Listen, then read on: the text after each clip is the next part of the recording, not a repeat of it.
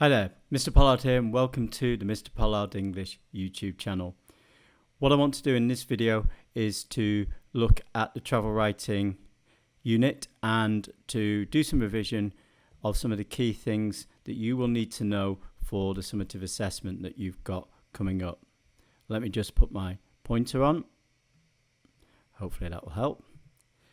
Okay, so in terms of the assessment that you are being asked to do then, your goal is to create two different examples of travel writing. One will be written for a Lonely Planet guide and the other will be a travel memoir about a place you have visited. Your role is that you are a freelance travel writer, so try and imagine that scenario. And your audience, well, this will depend, won't it, on whether you're writing for the Lonely Planet guide or the travel memoir about a place you've visited. And we'll look at both of those shortly. Consider each target audience very carefully so that your content, what you write about, your style, the way in which you write it, and your language, your level of formality are suitable for those audiences. Your situation then is that you are a freelance travel writer. You've been commissioned to write for the Lonely Planet guide for a new guide about sustainable tourism, and to write a freelance piece, a travel memoir about a place that you have visited, and to offer some solutions to the sustainability issues that you saw. Your product, what you're creating, is first of all a section for a Lonely Planet guide, and secondly a travel memoir about a place you have visited, or an extract from a travel memoir. You're going to be assessed on criterion B, organising, criterion C, producing text, and criterion D, using language, and we'll look at those in more detail shortly. So let's turn our attention then to the Lonely Planet guide entry. That's the first product. Please note that I've highlighted in orange here that it's sustainable tourism, and this guide that you're writing for is about sustainable tourism, so that's got to be kind of front and center really of what you do and what you cover in terms of content. But you'll see that the Lonely Planet guide entries should be written on computer. And you might be asking yourself why. I think there's two really important things here. First of all, it's so that you can use organizational and formatting tools to make it look like a Lonely Planet guide extract. So that's very important. You have clear in your mind what that would look like. Also, so that you can organize your ideas and opinions in a logical manner with ideas building on each other in a sophisticated way. More of this later. So, some of the things that you might want to be thinking about in terms of layout and structural features of a Lonely Planet guide or a travel guide are the following.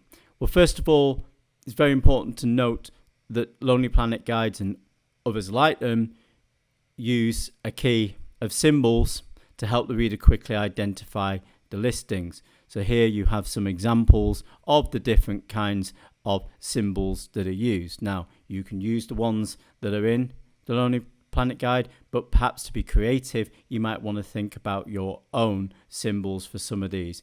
Obviously, only the ones relevant to what you're going to include in your writing, in your product. So you might want to take a moment to pause this and just have a look through these. There are, of course, many more. Now, sort of going into this a bit more deeply with relation to layout and structural features. Remember, I think it's important to consider that the purpose of a travel guide is to inform and to a certain extent entertain, as well as I'm sure you have seen when you've looked through them. Some of the things that you might want to think about when you are laying out and planning your layout and structure are the following: a map of the area, subheadings, short paragraphs. Often you have these sort of worth a trip or must not miss sections. They will include contact details, for example, web page URLs, email addresses, telephone numbers. They tend to use declarative sentences such as check out this place if you're a vegan, or catch bus 291 to get to whatever place it might be. They do use a range of different sentence structures, so simple compound and complex, and a range of punctuation as well. So brackets, exclamation marks, colons, semicolons are all features that you will see in a Lonely Planet guide. Moving on to the language then, I guess we're talking criterion D here.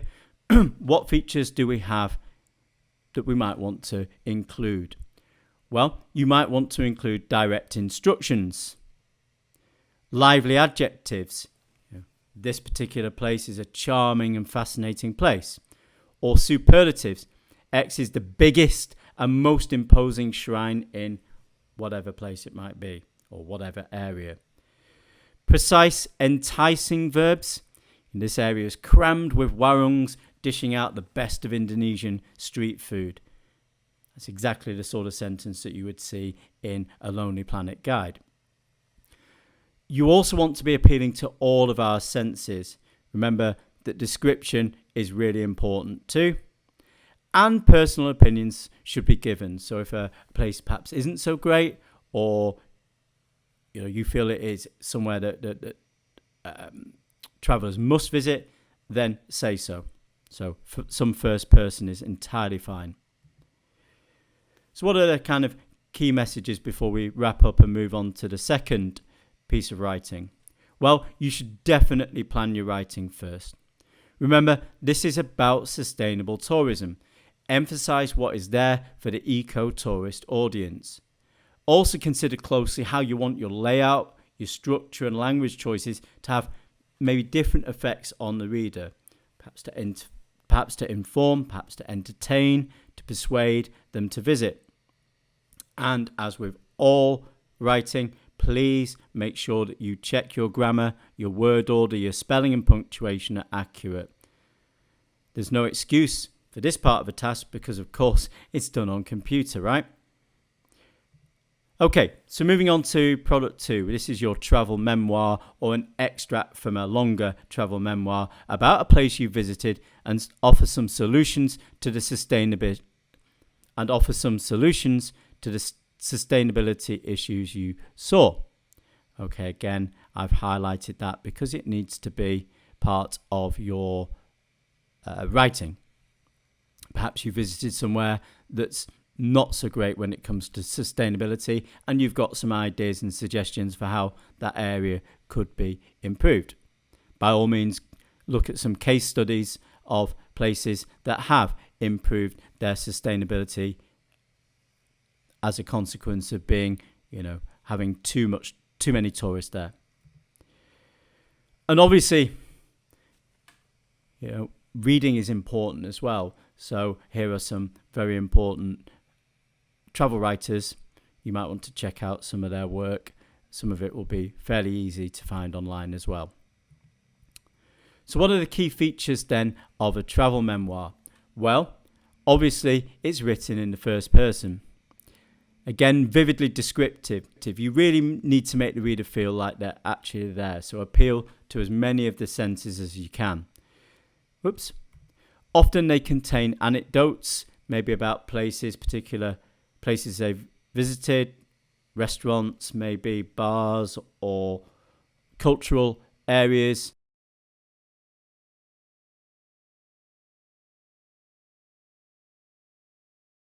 Maybe consider also how this place was significant to you. Maybe it changed you in some way. They do say, of course, that travel broadens the mind. Maybe reveal insights into the culture or the way of life to readers who've not visited. The last 2 years with the pandemic, it's been difficult to visit places. So travel writing is very important to make readers feel as though they are there. Offer your thoughts and feelings about the place. You might offer a life lesson or a moral. What happens if tourism is rampant? When things are not sustainable. What are the consequences of that, the negative outcomes of that? And of course, you need to cover those sustainability issues and how they might maybe easily, cheaply be resolved. Remember also that the travel memoir must be handwritten. So you must, of course, like any writing, plan it first. Now, to look at the criterion, I've just looked at the top level or top band 7 and 8. So for organising, criterion B, you're going to be making sophisticated use of organisational structures that serve the context and intention. So it's going to look and it's going to be laid out very like a Lonely Planet guide. You're going to organise your opinions and ideas in a coherent and logical manner, with ideas building on each other in a sophisticated way. And you're going to make excellent use of referencing and formatting tools to create travel writing that is suitable to the context. So in terms of the Lonely Planet guide, again, it's going to look like that, isn't it? And I would say that first piece for the travel guide is where you're going to show that ability in particular to use these kinds of tools. A key is a tool. Symbols are a tool. Subheadings are a tool. Maps are a tool. So don't neglect those. With regards to the memoir, it's going to read like a memoir. That's why I've given you several different examples of memoirs to go away and read, to get a real sense of the kinds of travel memoir writing that are out there. Right, for criterion C, producing text, you're going to produce travel writing that demonstrates a high degree of personal engagement with the creative process and demonstrates a high degree of thought, imagination and sensitivity. All right, so you're going to have thought about this a lot. You're going to have planned it carefully. That is just really evident when it comes through. If it looks and feels like a travel guide, like a Lonely Planet guide, then you're going to score highly on this. With regards to the memoir, same thing. You're going to produce travel writing with sensitive and perceptive exploration of new perspectives and ideas. So this is where the bit about sustainable tourism is really going to come in to address this part of the criterion. Okay. Make perceptive stylistic choices of language and literary devices. So you're thinking very carefully about the target audience for each of these two pieces of writing, and you are selecting your language, your register, the techniques for conscious effect on the audience. So if you're trying to entertain in that bit, you're going to use techniques to entertain, anecdotes perhaps, description, personal experience, funny things that happened maybe. Okay. Demonstrating clear awareness of impact on the audience. Select extensive relevant details and examples in your writing to develop your ideas. So yeah, you're going to not just be focusing on maybe just one thing, but a few different aspects of that particular area or that particular tourist destination. And for criterion D, using language. You'll effectively use a varied range of vocab appropriate to a Lonely Planet guide and a travel memoir. So you think carefully about your choices. You know, why that particular verb? Why that particular adverb? Why use that list of 3? Why use short sentences for impact? Okay, so we can see that you made some conscious decisions there and you've used particular techniques with a particular effect in mind. You're going to write consistently in an appropriate register and style for a Lonely Planet guide and a travel memoir.